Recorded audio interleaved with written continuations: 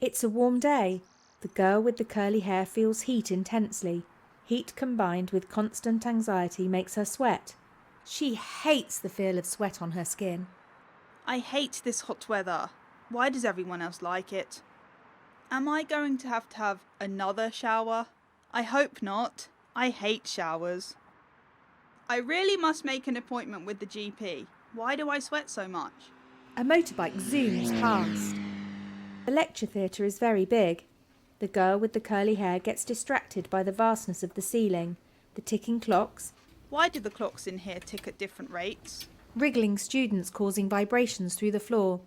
Reflections on the walls, echoes from the walls, the scent of hairspray, and an apostrophe missing on the slide. Why hasn't Professor Atom noticed there's an apostrophe missing? The whole class is chattering away, including Zarnell.